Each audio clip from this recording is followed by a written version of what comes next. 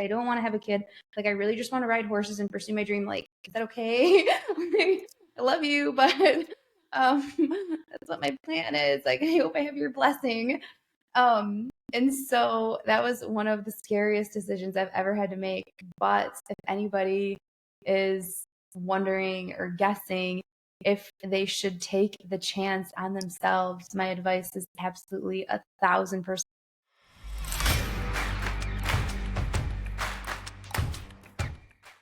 And welcome back to the Money, the Mindset, and the Mentoring podcast. Today we have Lucie Lynn, a serial entrepreneur.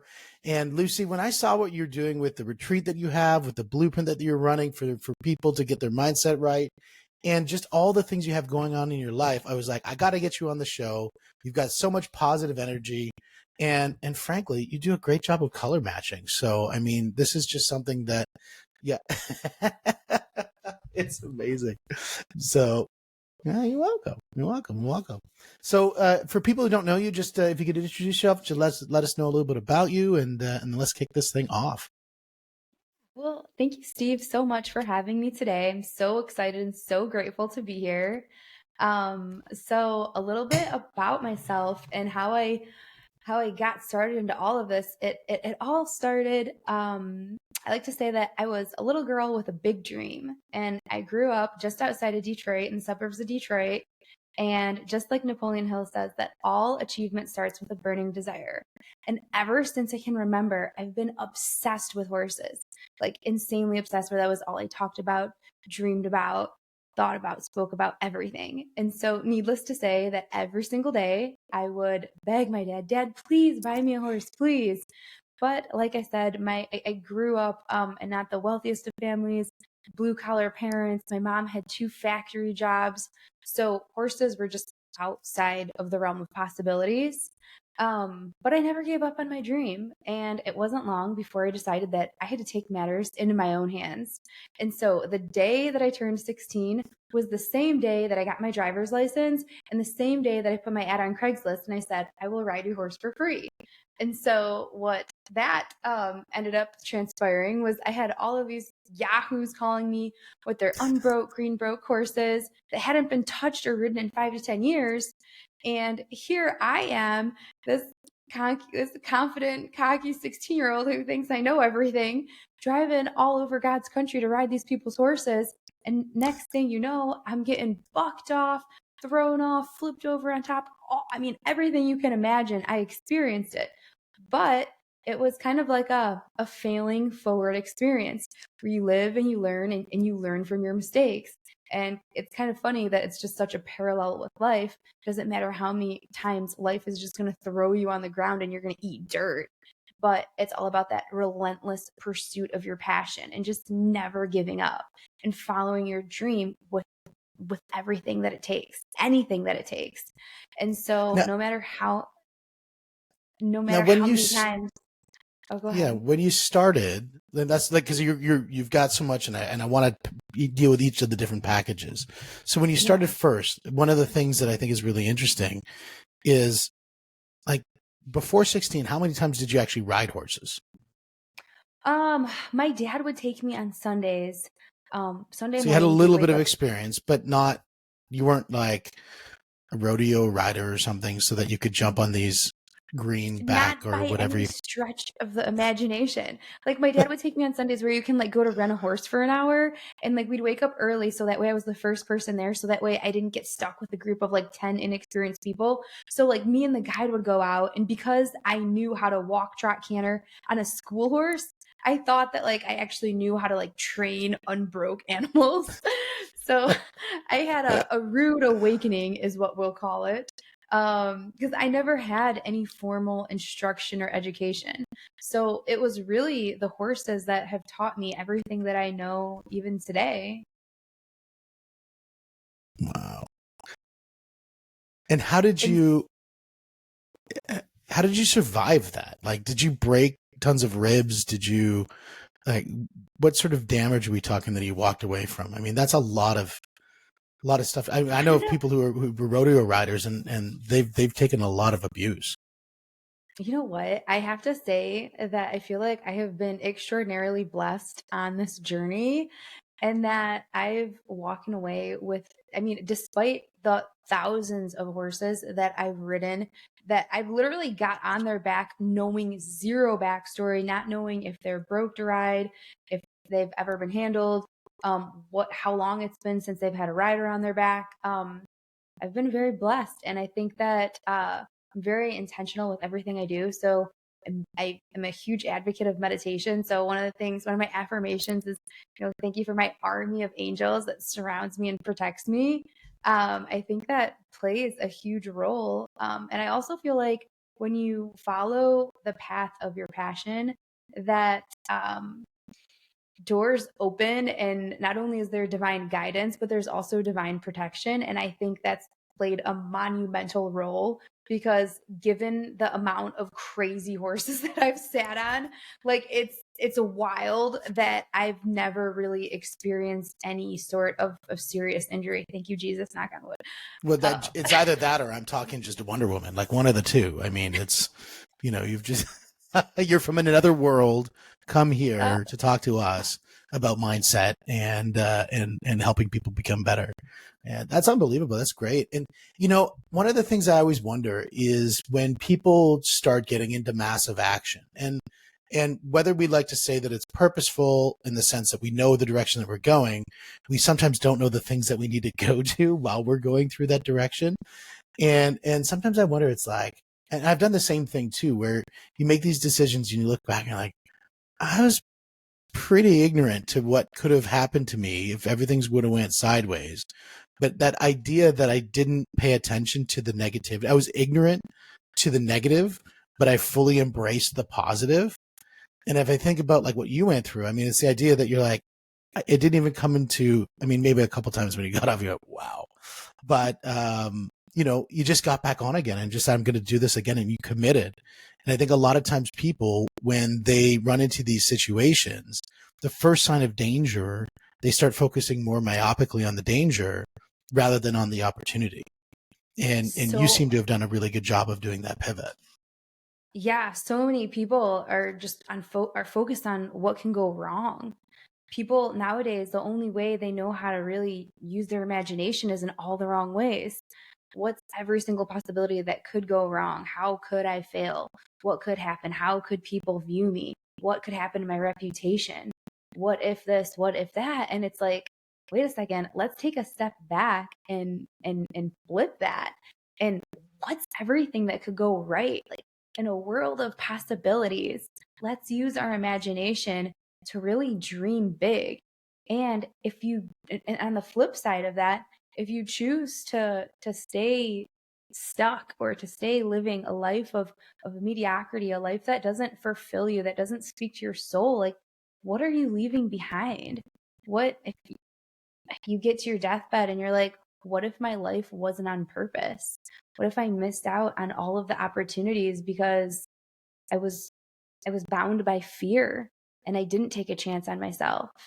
So fast forward a little bit, um, and I ended up meeting a horse dealer. He'd get in 50 horses a week. I had to ride everything and had to sell it fast, quick, cheap. If I didn't sell it, it was getting sent to Canada. And of course, Uh me, I was oh. like on a mission. I know. And I was like on a mission to save all the horses of the world. So here I What are am, they like doing to horses in riding. Canada that is so bad? They were getting shipped to meat, for like they were Oh, going okay. to, Okay. Sorry. yeah, they were getting Yeah. shipped to slaughterhouses in Canada and then getting I just thought exported to just Canadian Mexico. horse riders just weren't as good as American ones. You were really trying to say. I'm like, I don't know. I know No, some pretty good ones. no, that's why I had to, like, that's why I was on a mission. I'm like, I got to ride these horses and sell them. And that was really my first taste of life as an entrepreneur, because it was like, the sky's the limit. And it just so happened to work out for me, because that's all I wanted to do anyways, was wake up first thing in the morning, go to the barn and ride as many horses as humanly possible, and maybe try to throw in a couple meal preps in the mix. But so I got involved with that, and then I started selling horses from the time I was 16. I went to college, graduated, and then I got scooped up into the corporate world. And so I'm in the corporate world doing these Excel spreadsheets with the world's worst boss. Like, I mean, if you can imagine the most negative, miserable human being on the planet, and here I am like radiating positivity, and I'm like this fresh, like 21, 22-year-old girl talking about like I had just seen the movie The Secret when I was 18, and I was just like inspired and empowered and full of life. And I'm like telling my boss at the time, I'm like, no, you can't keep focusing on the negative. That doesn't serve you. And he's like, shut up, little girl. Like, that's all woohoo pie in the sky. I'm like, and I was going on business trips where we were traveling all over the country to these different factories or whatever, and he would literally list off every single thing that could go wrong while we're traveling. And I'm like, Justin, like, you are drawing all of those negatives. Like, we're sitting on the side of the road right now with this flat tire because you willed this to happen. I'm like, let's shift our perception. Let's shift our perception and start thinking positive and start thinking everything will go right. And so, Yeah. anyways, it was really hard for me to be surrounded by somebody that was just like drowning in negativity all the time. And so therefore I decided to take a chance on myself. And that was one of the most scariest things that I've ever done, was leaving this cozy, comfy corporate job with full benefits and paid vacation. And again, my parents, like, they're old school. So my dad's like, are you kidding me? You've worked, you people have worked their entire lives to be in the position that you're in, and you're just going to give it all away. You're going to walk away from it. What kind of daughter did I raise? And I mean, thank God now tables have turned, and he's like, oh, this is my little entrepreneur daughter. But that's a different story. But it was But scary. It that was, goes to bring up a point, just generationally speaking. I think, yeah, when you look at generations of old, the generation of old was, get that job and work that job such that you can have that 1 week off or 2 weeks off, and then work the rest of the year to pay off that vacation that you just took for those 2 weeks, yeah. and And you're slowly going to pay down your save. mortgage so that in 25 years or 30 years, your mortgage is paid off, and then you can retire into some, small little house somewhere. And that was always sort of the norm, and breaking of that norm.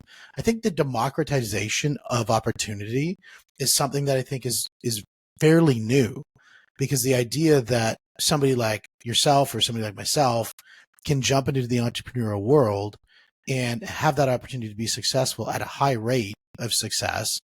And I'm not saying that it's like 90%, but I'm saying even if it's 10% or 20% or 30%, that's a high rate of success. And I think that's really exciting about the opportunities that people have today. Yeah, absolutely. I mean, my dad was like, you have this job and you're supposed to stay there for 30 years, and then you get your pension. And just like you said, you pay down your house and you never leave. And I was like, but wait, Dad, like, there's so much more out there. There's a world of opportunity. And then here my mom is like, oh, well, you need to get pregnant soon, and you don't want to leave your job that has all of these salaries, because what happens if you get pregnant without with all the benefits? What happens if you get pregnant without the benefits and without the medical insurance and bada bada bada bada? And I'm like, yeah, mom, but I'm young and I'm not ready to have a kid. I don't want to have a kid. Like, I really just want to ride horses and pursue my dream. Like, is that okay? I love you, but that's what my plan is. Like, I hope I have your blessing. And so that was one of the scariest decisions I've ever had to make. But if anybody is wondering or guessing if they should take the chance on themselves, my advice is absolutely 1,000%. There have been ups and there have been downs and there have been struggles and there have been everything in between.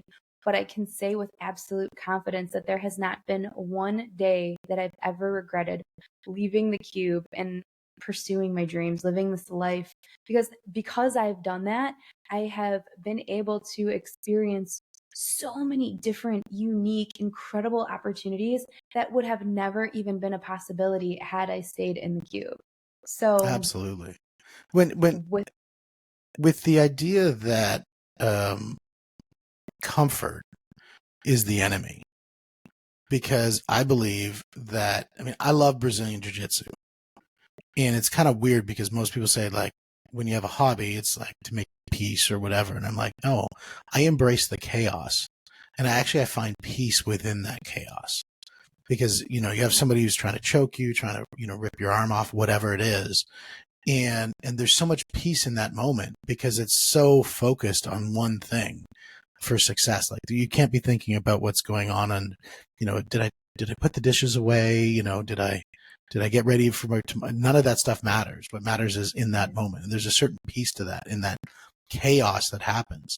And I think the same thing applies when it comes to business, is that when you're in the chaos of being self-employed, being an entrepreneur, running a business, scaling a business, there's a lot of chaos that happens, both, politically, economically, human resource wise, just industry wise. There's all these changes that are constantly happening. But there's a peace that comes out of just immersing yourself into that. And that's where I kind of want to talk to you a little bit about like energy state and when people need that sort of that beginning point of kind of getting their mindset in the right way to be successful. Talk to me a little bit about that. Yeah, so I love talking about energy because at the end of the day, everything is energy. Energy is everything. We are energetic beings. We're operating in a vibrational, attraction-based universe. So essentially, I feel like, just like Dr. Wayne Dyer said, we're not human beings having a spiritual experience. We're spiritual beings having a human experience. And I think that every single one of our paths, our journeys, kind of lead us down this road. And if we're open to it, if we're open to receiving, we can really truly understand that we're spiritual beings meant to grow and meant to evolve. And we each have this unique path that's going to allow us, like afford us the enlightenment and really to become better, become the best versions of ourselves every single day. And it's through our life experiences that we're going to be able to do that. And with me, growing up with the horses, quitting the corporate job, and then creating this business where I now buy, train, and sell horses all over the country. And I've opened up this one of Michigan's largest public trail riding companies on accident. Everything that I've done has I just wanted to share it. Like, I love trail riding so much. It was my favorite thing to do. I wanted to share it with the world. And because I did, it grew. And so I'm not here to say, oh, hey, look at me, look what I've done. I'm here to say, like, I've done it and therefore you can too. I want to lead and inspire by example. And I want to encourage everybody that if you find whatever it is that your talent is or that your skill set is, and you exploit that in the service of others, you're going to be met with fulfillment. You're going to be met with unprecedented success and abundance. So it's like, if I can do it, you can do it too. And it's really through that journey, I've really learned so much about the laws of the universe and how to leverage the laws of the universe and understanding that everything moves and everything vibrates and that thoughts become things. And so now I'm on this mission to positively impact and empower people to step into the highest version of themselves, step outside of their comfort zone and become the best versions of themselves mentally, physically, financially, and spiritually. And it's essentially all of the first step in all of that is understanding that energy is our highest form of currency. And it's like decisions shape our destiny. You are where you are today based on every single decision that you've made up until this point. So therefore, what's the one thing that influences every single decision you make? It's your emotional state. So if you're in a peak performance state, if you're feeling passionate and alive, unstoppable, you feel like you can literally hurdle over any obstacle that's thrown your way, then you're going to be making drastically different decisions than you would if you were operating at a lower vibrational state, say full of fear or anxiety or depression or guilt. So therefore, the next question is, well, how many hours a day are you actually operating at a peak emotional state? How many hours a week are you operating? How many hours a month are you experiencing these high vibrational feelings of joy and peace and excitement and passion, feeling unstoppable and worthy? And so what I do is I help people attain and access these states, but not only just access them, maintain them. So that way people are setting themselves up for success, and that way they're moving towards their goal with intention and with purpose. And that way they're setting themselves up for success by putting themselves in the right mindset. So that way they're making the decisions and taking the action and essentially becoming the person who has the lifestyle that they want to create for themselves. So Yeah, and I energy think and with state are the most important. the ability for people to understand that things don't happen to them, things happen because of them, is something that I think people really need to resonate with in order to Yeah. understand how they can control their environments. Because you'll talk to some people who are like, this bad thing happened, and then I went over here and this bad thing happened. I went over here and this other bad thing happened. And then you would ask them, what's the one consistency about each of those bad things? You were You. the person there. And so if you take out the consistency, then you're like, okay, well then, because somebody else could have a completely different experience. I mean, every day I wake up and I feel amazing. Like every day I wake up, even when I'm sick, I feel amazing because guess what? I get the joy of being sick because I don't get sick a lot. So, that's like I get to experience what that feels like for a little while. And so, if I injure myself, it makes you feel a little bit more alive. Like pain is actually sometimes a good thing. And I'm not like talking like weird. I'm just saying that it gives you a connection to the physical nature of your body. And it's like if you work out really hard and you feel the pain afterwards. I mean, it's a beautiful thing. And So and beautiful. it is a connection. And it's interesting when you talk about the idea of the disconnect between the body and the mind, because, I think of a lot about, the analog connection we have with the environment through our physical body. It's very analog. And the fact that I've got a finger and I've got to reach and I've got to touch something, and I've got these eyeballs that I convert the world that we see into our understanding of what that is through the mechanics of our physical eyeballs. And then we look at, if we take that and put together with who we really are, those things are two very disconnected. This is just a vehicle for us to try to understand what's around us.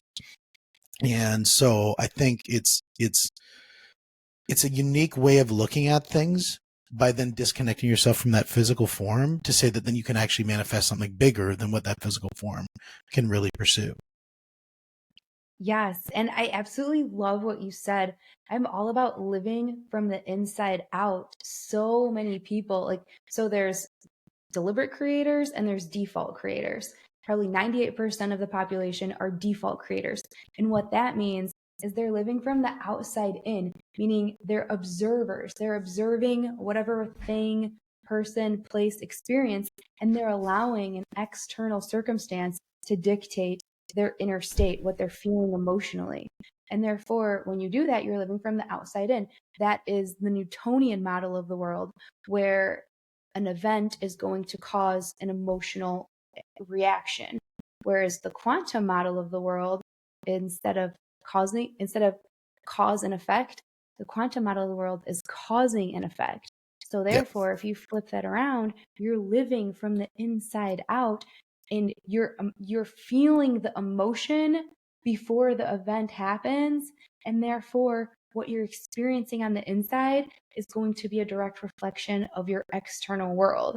And it's not immediate, but it will absolutely happen. And that's why it's like, you want a better life? Think better thoughts. And that's why Absolutely. I the think if power. you connect yourself to the result, whether the result is positive or negative, you're connecting yourself to the result. And to me, if I had a choice, I'd probably rather connect myself to more positive results than negative results. And Jocko Willink actually does a really good talk on this. He talks a lot about, we're out, he's out on a mission. Guess what? They dropped us in too far. Okay, how are we going to deal with this? We dropped in this. Good. Everything is good. Good. We're in too far. We're going to be able to get our march going faster. We're here. Good. This is going to happen. Anything negative, if something negative happens to you, just start the sentence off with good, right? Something negative happened. I love Good. that. Now what am I going to do about it? Good. What am I going to Perfect. learn from this? Good. How am I going Yeah. to make this better? Because the only thing is, if you think about all invention in the whole world came out of something negative happening, like the idea of inventing anything in the healthcare. Well, because somebody probably died of something, so now we're going to invent something, and so it always came out of something. No, somebody said, "Good. Now I'm going to solve this problem." Yeah. With contrast comes clarity. When we Yeah. see what we don't want, then we figure out a little bit faster what it is that we do want. With the conversation, that's interesting when you said the contrast. Say it one more time because I want to catch that one more because with say it again.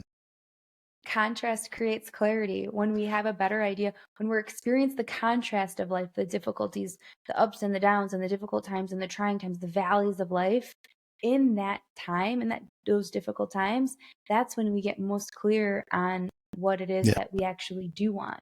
So the Well, secret is not continue to focus on what we don't want and place our experience on what we do want and deny our senses of our current 3D reality, choosing to only see life as we want to experience. And that's the hard part. yeah, and one thing I'd like to add on that, when you talk about contrast means, obviously two things that could be considered different. And what I love when I talk about contrast is how you can talk about in the form of relationships and communication. I think too many times we look for congruence, and congruence means we're working both in the same direction. And congruence actually doesn't really create a lot of growth. Contrast creates growth. There's this thing called Hegel's dialectic, which is where there's a thesis and antithesis. You put those together, you create synthesis. So in other words, if you have two competing things and they collide, you can create something beautiful.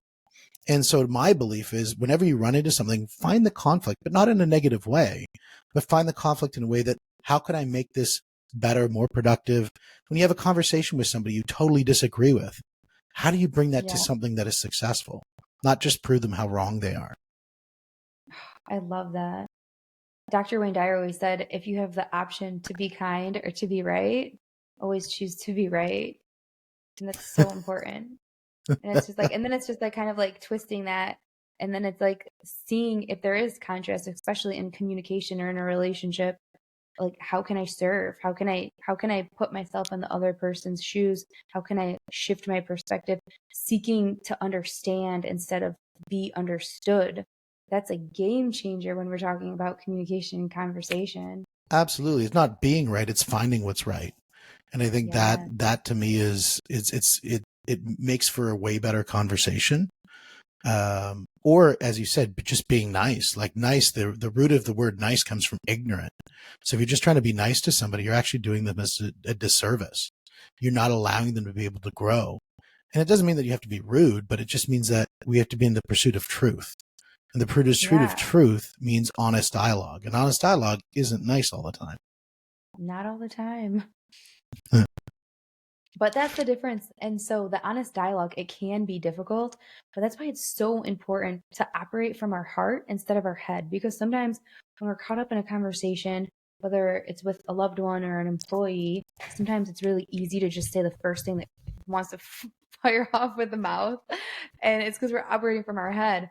But when we're intentional and we're living consciously, we can remind ourselves like, oh wait, I want this to be received with love. So therefore, I'm going to very intentionally operate from the heart space. And when you are operating from the heart space, everything that you say, it's just like it's received differently. It's received with love. And therefore, there's not any feelings of animosity or judgment. And that message will be received in such a more powerful way that way you're actually going to positively influence the people that you're speaking to, as opposed to making them feel like they're just being judged or critiqued. Yeah, I think it's funny. I would. It's almost as if we went to the same class but took a different class on the words. Because to me, when I look at from the emotional side can be considered the volatile side in what my perception of what emotions are. So, for example, in fighting, if somebody's in a fighting state, they're in MMA or on the street or whatever, and they're fighting with emotions, they're gonna move to their lowest form of training. If they're fighting with devoid of emotions, they're going to move to slightly higher than their lowest form of training because they're going to operate without those filters that hamper their ability to be able to perform. And so it's interesting because we're saying the same thing, but we're saying it with a very different lens, where you're saying that the emotional state is the thing that is the pure state, where I'm saying the mental state, the thinking from the head is the pure state. But the outcome of what we're both saying is exactly the same thing. And it's just two perspectives on the exact same target. That's so fun. I love that. Now, the other thing that you talk about is desire. We talk a lot about state. You talk a lot about desire. Work with me a little bit on that. Let's develop that topic. Okay, so desire, that's really getting really having absolute clarity on what it is that you want in life. So many of my clients, first thing I do, I ask them, okay, what do you want? And almost immediately, everyone starts making a list of every single thing that they don't want. And it's just like society or the news has us conditioned to focus on what's wrong, focus on the negative. And it's like where your focus goes, your energy flows. So if you're constantly thinking about what it is that you don't want, you're not allowing yourself to move closer to the things that you do want in life. And it's all about when you're talking about vision and intentionality, you actually have to be intentional with what it is that you want to create in life.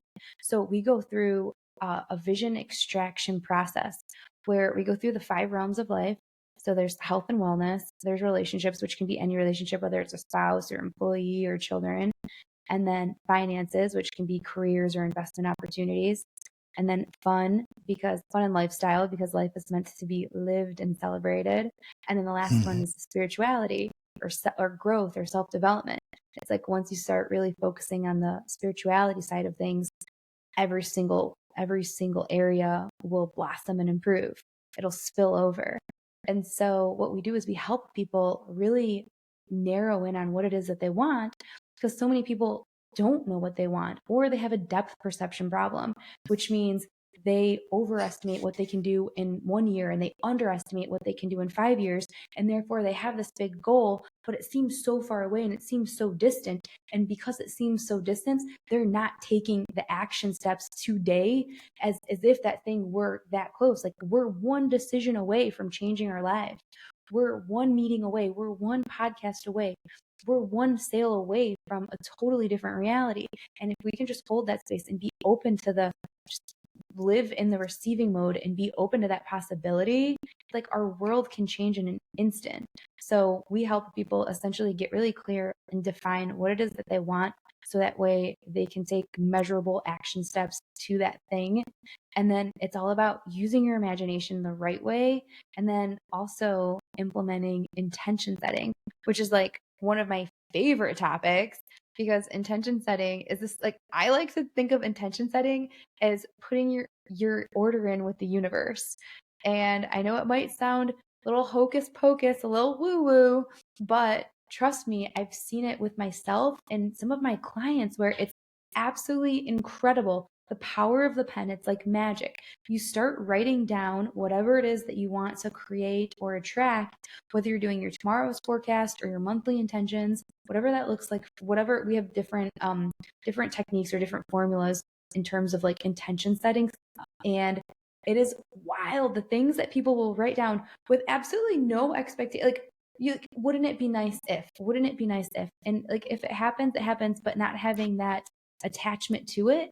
And then just in the thought of it, your attention to it, your focus on what it is that you would like, you do the work, you raise your vibration, and you're doing your morning routine, you're doing your rituals, you're being intentional with where you're operating. And then all of a sudden, whatever it is that you wrote down effortlessly flows into your experience. Sounds Yeah, I crazy, think sounds like magic. It works. I don't think it's magic. I think it's again when we talk about the analog version of what our body is, and then the metaphysical version of who we are as a person.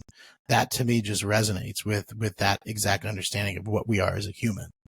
And so the idea that what you're going to do is with intention, you're going to say, what is my mission? What is my purpose? And then that will help develop the desire that you need to do. Because if you don't have clarity on where you want to go, the desire, the first time you run into a roadblock, that desire is going to fade.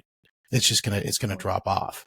And so if the desire is then underpinned by discipline, I always think like discipline shows up when motivation doesn't, right? I mean, we get motivated Yeah. all the time, but discipline shows up when motivation doesn't.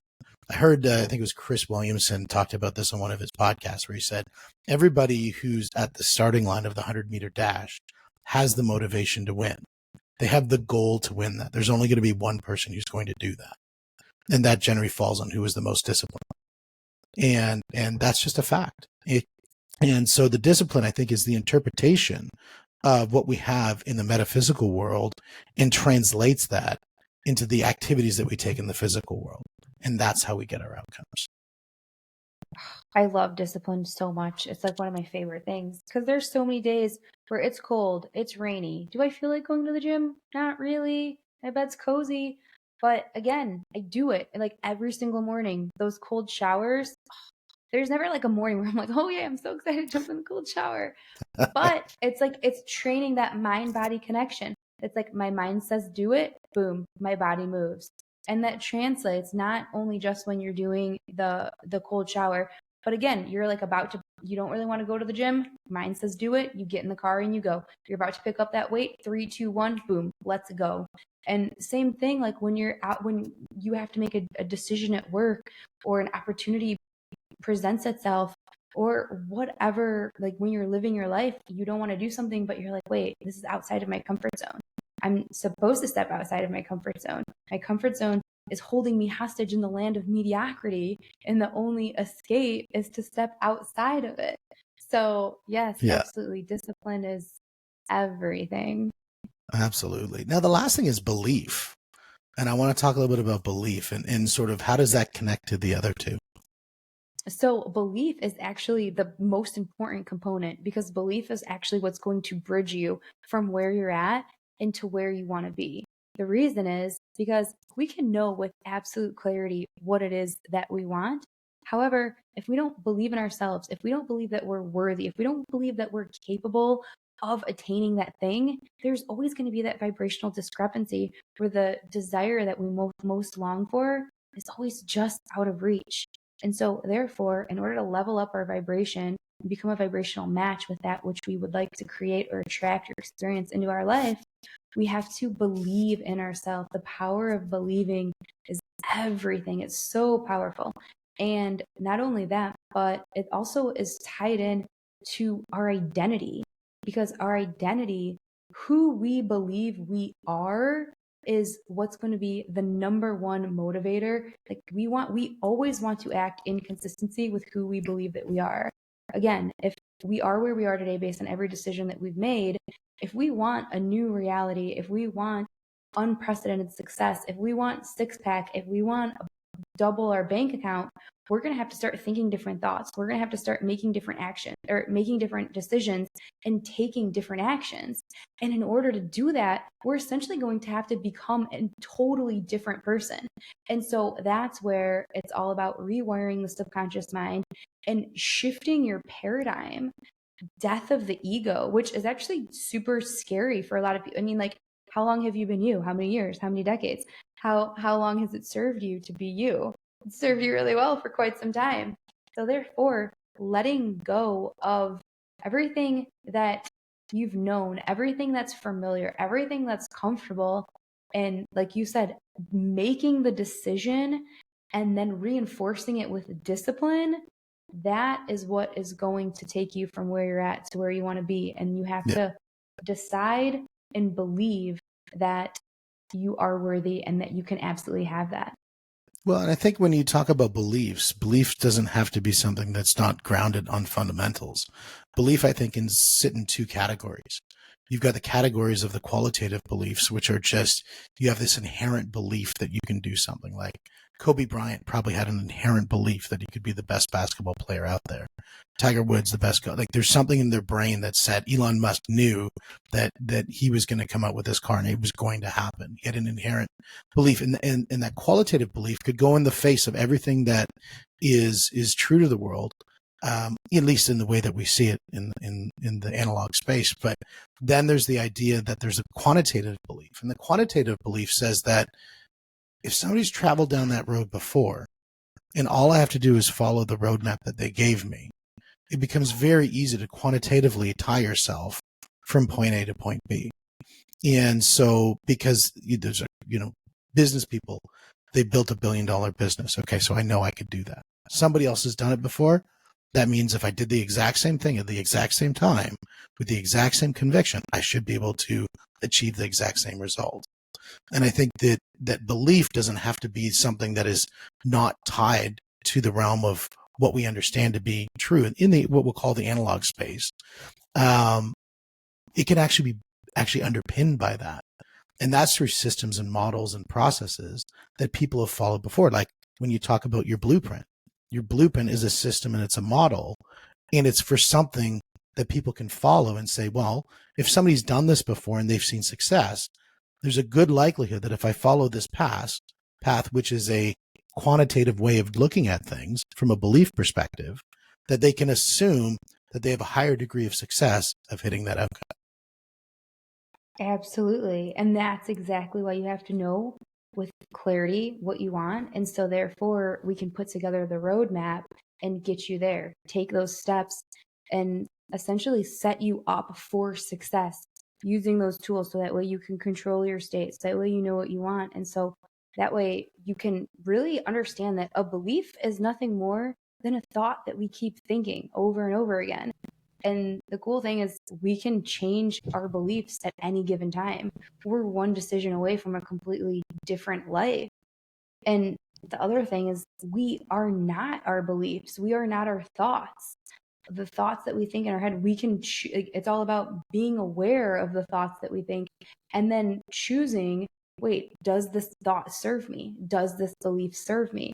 And that's the work, because that little voice in our head, it really tries to tear us down, and it tries, it can be really difficult and tell us some really ugly things and really push us off our path of greatness. But if we can get really familiar with that voice and become aware of it, then we can quiet it, or we can shift it, or we can change it. And it's all about taking back control of your life. I love it.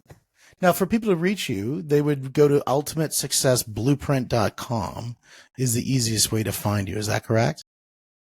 Yeah, absolutely. So we actually have a robust 16-week program that is based on the 3 pillars that we talked about: energy, desire, and belief. But what we've done is we've condensed it into a 6-part series. Normally we charge $1,000 for this training, but exclusive to your listeners, if they go to ultimatesuccessblueprint.com and they put in the promo code Money Mindset, they'll be able to download this training for free. So at absolutely no charge, they can start implementing these tools and techniques that are going to raise their vibration and set them up for success. So that way they can live a better tomorrow and they can start living a more fulfilling life.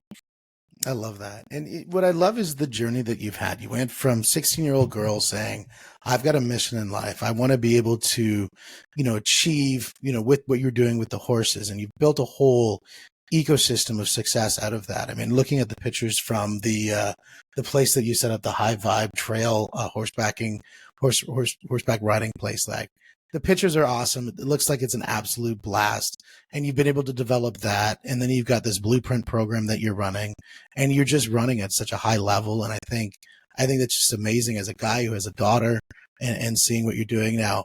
Hopefully she doesn't get thrown from horses as much as you did, but I'm certainly sure if she does, it'll develop the character that you have. So it's been an absolute pleasure having you on the show today. Oh, I love that. Oh, thank you so much, Steve. It was my pleasure being here. Thank you for having me. I loved the conversation, and I look forward to our next one. Awesome. It sounds great. Look forward to seeing you actually at the ranch. I'm going to bring my daughter out. So can't wait to have you guys. Thank you. And guys, this is the Money, the Mindset, and the Mentoring podcast. Thanks for joining us. We'll see you on the next one.